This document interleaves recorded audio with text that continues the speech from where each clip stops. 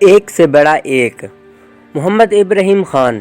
ایک کنجوس کے گھر کوئی مہمان آیا تو اس نے اپنے بیٹے سے کہا کہ آدھا کلو عمدہ قسم کا گوشت کہیں سے لے کر آؤ۔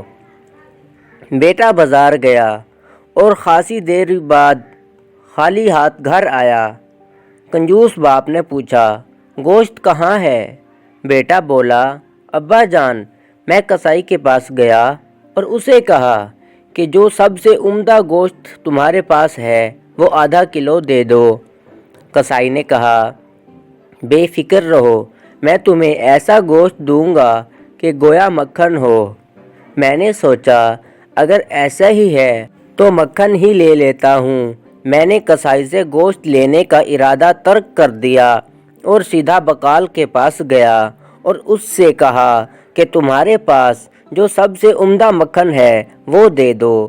بقال نے کہا، بے فکر رہو، میں تمہیں ایسا مکھن دوں گا کہ شہد ہو۔ میں نے سوچا کہ اگر ایسا ہی ہے تو پھر شہد ہی خرید لوں۔ چنانچہ میں شہد والے کے پاس گیا اور اس سے کہا کہ تمہارے پاس جو سب سے عمدہ شہد ہے وہ مجھے دے دو۔ شہد والے نے کہا، بے فکر رہو، میں تمہیں ایسا شہد دوں گا گویا کہ بالکل صاف شفاف پانی ہو۔ میں سوچا اگر یہی قصہ ہے تو پانی گھر میں ہی موجود ہے، اس لیے میں خالی ہاتھ واپس آ گیا۔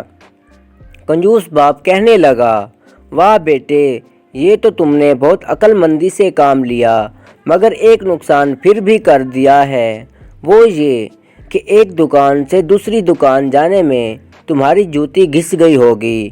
بیٹا بولا، نہیں ابا جان، ایسا نہیں ہے، میں تو مہمان کی چپل پہن کر گیا تھا، اس لیے کوئی نقصان نہیں ہوا۔